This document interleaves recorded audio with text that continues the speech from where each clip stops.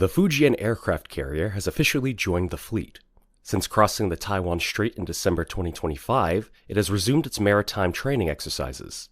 Expectations are high for its performance in this new round of training, with hopes of uncovering fresh highlights. Chinese military experts are also paying close attention. After carefully analyzing the latest official video, the results may disappoint some. They found that Fujian's performance in this exercise showed no new breakthroughs, and, in fact, highlighted some ongoing issues, with even a few becoming more evident.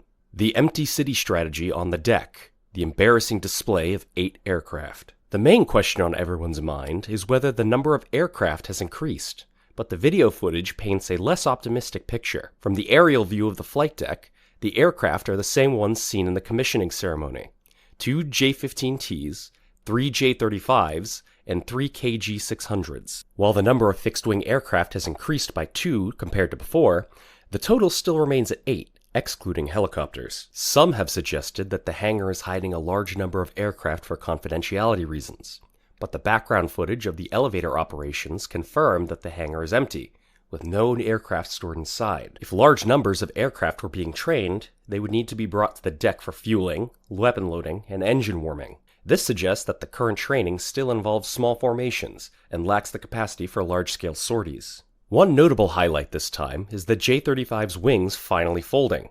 In previous footage, the J-35's wings were always extended, leading many to question whether they could fold. As pointed out by Mr. Liu, clear folds were visible on the wings, confirming they could fold. In the latest video, all 3 J-35s indeed had their wings folded. These 3 J-35 aircraft, with their wings folded, remained stationary in the parking area. There is no indication that they were actively being deployed or moved for high-intensity operations. In the official footage of the aerial formation, attentive viewers will notice that the lead aircraft is not a J-15T, but rather a 2-seat J-15D electronic warfare aircraft. This plane is equipped with an electronic warfare pod, and its tail design and paint scheme differ from the J-15T, making it easily distinguishable. The problem is that J-15D did not appear on the deck. This aircraft is based on the ski jump version of the J-15, not the Catapult version. As such, it cannot launch from Fujian's Catapult system. The J-15D seen on the formation likely took off from land or another aircraft carrier for the exercise. A new face did appear on the deck, a Z-9 search and rescue helicopter. This might be the only new addition, but it did not count as Fujian's 9th aircraft, as it is not a fixed-wing fighter. The Z-9 helicopter on the deck has a completely different paint scheme compared to the other 8 aircraft. Its insignia is bright red, while the others are low-visibility gray, and its tail number is solid gray. Clearly, this helicopter is not a regular part of the carrier's inventory. Furthermore, the Fujian was initially planned to be fully equipped with the Z-20 series for search and rescue operations. This suggests that the Z-20 search and rescue variant has not yet been delivered, and the Z-9 is likely a temporary loan to carry out rescue tasks. Why is this important?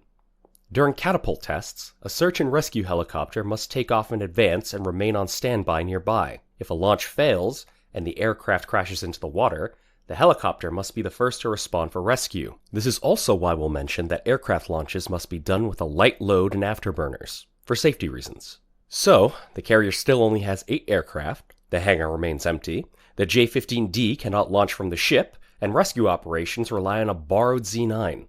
This reflects the Fujian's current operational limitations. Is the number 2 catapult getting better with use? Why can't number 1 and number 3 be used? Details never lie. One of the most notable and frustrating things about this sea trial footage is that out of the Fujian's 3 electromagnetic catapults, it seems that only 1 is actually in use. Pay attention to the video, where 2 red circles highlight the jet blast deflectors, the panels behind the catapult that are used to block high-temperature exhaust from the aircraft's tail during launch. Catapult number 2, the middle one. Take a look at the red circle. The gas deflector panel behind catapult number 2 is very dark, with a noticeable area of charred black in the center. What does this mean? It indicates signs of repeated erosion from high-temperature exhaust gases from fighter jet engines. The center is darker than the surrounding area, which is consistent with the physical laws of jet aircraft launches. This shows that catapult number 2 is not only in use, but is being used frequently, getting better with use. Catapult number 1, the one on the right. Now, look at catapult number 1. Beside it, the deflector panel is noticeably lighter in color, even pale white, with no signs of erosion. It looks just like it did when it was first manufactured. This suggests that it hasn't been exposed to high-temperature exhaust gases at all. Catapult number 3 is on the angle deck. Although it's further away, it's still clear that Catapult number 3's deflector panel is the same light color as Catapult number 1, with no visible signs of erosion or dark burn marks. Some might argue, just because we can't see it doesn't mean it's not in use. Maybe it wasn't captured on camera. But as the saying goes, third time's the charm. In the previous sea trials, only Catapult number 2 was in use. In the trial before that, again, only Catapult number 2 was active. And in this training session, once again, only Catapult number 2 was used. This is no longer just a coincidence. In the official video, whether it's the J-15T, J-35, or even the propeller-driven KJ-600, all of the takeoff footage occurs from Catapult number 2. Not once does the video show Catapults number 1 or number 3 in use. When we look at the deck operations, the J-15T, which could easily take off from the more convenient number 1 position, is instead squeezed into number 2. This could only mean one thing. Catapult number 2 is the only one currently operational. Catapults number 1 and number 3 are either broken and being repaired, or they haven't been properly calibrated yet. Either way, they're not in use. In the news footage, 2 operators in yellow vests are conducting an empty launch test, firing a small vehicle instead of a plane. As the button is pressed, the camera cuts back to the deck, and once again, it's Catapult number 2 in action. Including the previous 3 launches, J-15T, J-35, KJ-600, all 4 launches on the video come from Catapult number 2. Here's another detail. None of the launch footage is a continuous shot. Based on this, domestic experts have carefully speculated that Catapult number 2, the only operational one at the moment, may not yet be capable of launching continuously. The video is edited, so it's unclear how much time passes between the 2 launches. The reason for the delay could be that the electromagnetic catapult requires a long charging time, or needs to cool down and be calibrated. Until we see multiple aircraft launching in succession, like on an assembly line, we can assume that the Fujian is currently a single-launch, low-frequency carrier. Looking at the charred panel on Catapult number 2, and then the brand new number 1 and number 3 catapults nearby, the scene is quite ironic. It's like having only one leg to walk on. This is probably the real status of the Fujian right now. Why is the J-35 emitting black smoke? Why does it need afterburners with a light load? According to Chinese state media, the J-35 is not only a 5th-generation, stealth carrier-based fighter intended to rival the US F-35C, but is also equipped with a so-called world-leading WS-19 high-thrust vectoring engine. But the reality captured in high-definition footage is much harsher. This highly anticipated Sea and Air Eagle not only leaves behind a black trail typical of an older generation aircraft, but also needs to push its engines to the limit during takeoff, even with a light load. In a video showing the J-35 approaching the carrier, keen observers can clearly see thick black smoke coming from the aircraft's tailpipe.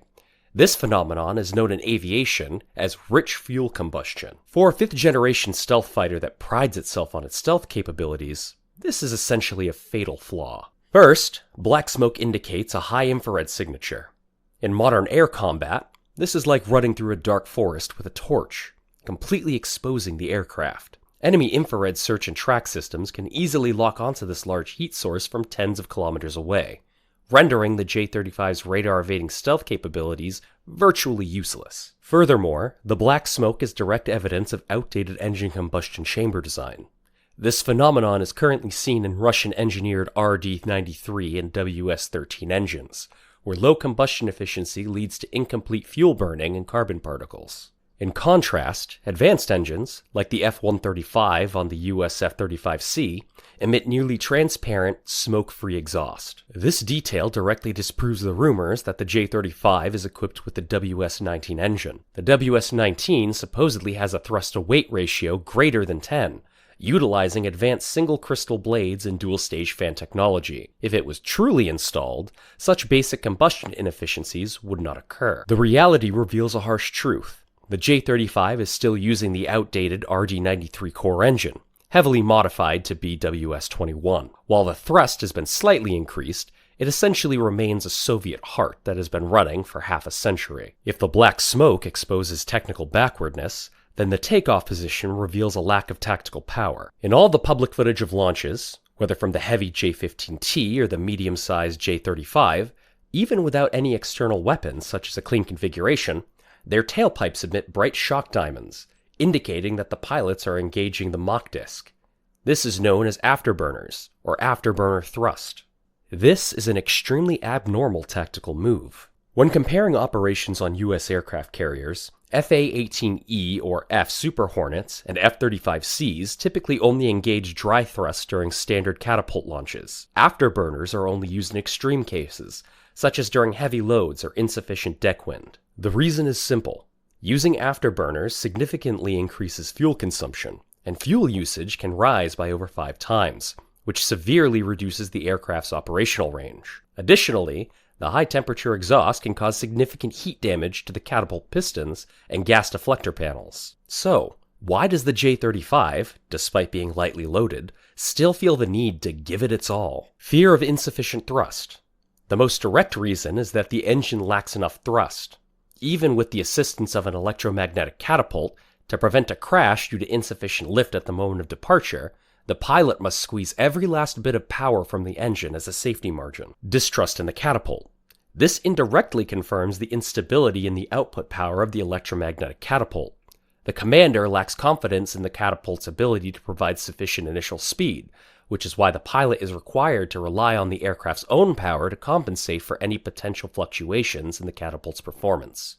The combination of black smoke and full afterburner reveals the true operational performance of the J-35. It's not an aircraft designed to take off fully fueled and armored, easily hunting down enemies in the sky. Instead, it's a short-range fighter that struggles to take off and gives everything just to get airborne. Reduced operational range.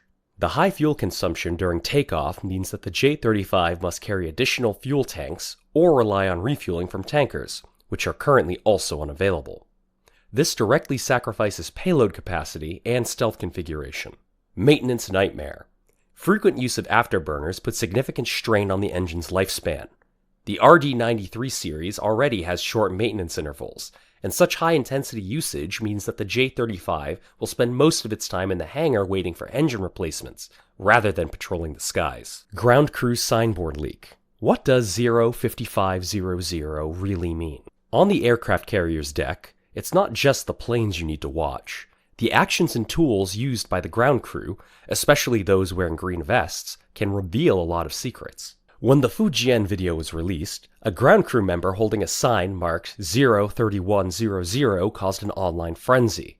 Many online experts quickly claimed it represented a takeoff weight of 31 tons. However, one military analyst quickly debunked the theory, pointing out that the unit of measurement was wrong and the logic didn't make sense. The release of the new video has given these experts a sharp wake-up call. In the latest footage, the sign held by ground crew members now shows 05500, with a J-15T preparing to take off in the background. Following the previous logic of these so-called experts, if 03100 meant 31 tons, then 05500 must represent 55 tons. The problem is, the J-15T, as a heavy carrier-based fighter, has a maximum takeoff weight of around 33 tons. 55 tons would be more than the takeoff weight of a Y-9 transportation aircraft on the carrier. No carrier-based fighter in the world can reach that weight. So, the number on the sign absolutely cannot represent total takeoff weight. So, what does 05500 really mean?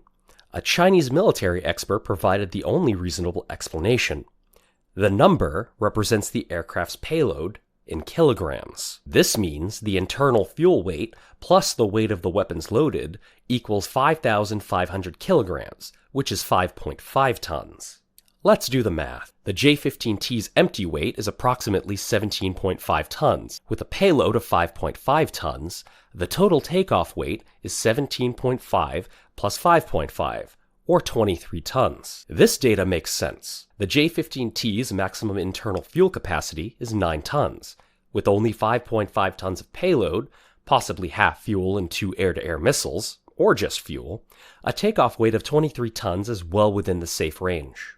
This calculation directly shows a key fact. The current catapult training is still done with a light load. The J-15T's maximum takeoff weight is 33 tons, but it's only flying with 23 tons, 10 tons less than its full capacity. This is far from the fully fueled, fully armed, all-out strike claimed in the official reports. So, the 03100 seen in the KG-600 in the previous footage refers to a payload of 3.1 tons of pure fuel. The KJ-600's empty weight is 25 tons, and with the 3.1 tons of fuel, its total weight is 28.1 tons, also a typical light load. Why not launch with a full load? For safety. While Catapult number 2 is functional, its power may still be unstable. A lighter load is easier to launch and presents less risk. Insufficient thrust. This ties into the Afterburner usage we've seen. If fully loaded at 33 tons, the aircraft might not even get off the ground, even with Afterburners. The sign reading 05500 is like an honest child, showing us the Fujian's real capabilities. It's still working on the basics, and real combat is still a long way off. Why borrow a Z9 helicopter as a babysitter? If the earlier discussions on catapults, engines, and payload signs were about hard technical specs, then the helicopter parked in the corner of the deck reveals the embarrassing truth about the Fujian's entire logistics system. In the official video, this helicopter stands out starkly. Take a closer look at the Z9 search and rescue helicopter parked on the deck. It's a completely different style compared to the other aircraft on the deck, like the J-15T and the J-35. Insignia. The Z9's insignia is bright red, while the other aircraft in the Fujian standard fleet use low visibility gray insignias. Tail number. The Z9's tail number is solid gray, while regular carrier-based aircraft use hollow gray numbers. It's immediately clear that the Z9 is not part of the Fujian's fleet. It's most likely a temporary loan from a land-based station or another destroyer squadron. This brings up a bigger question. Where is the Fujian's assigned Z-20 search and rescue helicopter? According to the plan, a carrier of the Fujian's class should be equipped with Z-20 series helicopters, with anti-submarine and search and rescue variants. To simplify logistics, different models shouldn't be mixed. The fact they had to borrow an old Z9 just to make up the numbers suggests that the Z-20 search and rescue variant is either not yet available, its production can't keep up, or it might still be in testing. For an 80,000-ton carrier to not have a full set of dedicated search and rescue helicopters gives the whole system a cobbled-together feel. So why borrow a Z9 if it's not part of the fleet? Because it's needed for saving lives. During high-risk catapult tests, especially in the current light load and afterburner phase, a search and rescue helicopter must take off in advance and hover in an area ahead of the carrier, on standby. Its sole mission is to rescue the pilot if a catapult launch fails and the aircraft crashes into the sea. It must be the first to reach the pilot and pull them out. This Z9 helicopter is currently the Fujian's babysitter. Its presence highlights the command's lack of confidence in the current electromagnetic catapult system. Concerned about a possible failure, they keep the rescue helicopter Z9 on standby at all times. This is also why, as mentioned earlier, the aircraft must take off with a light load and afterburners.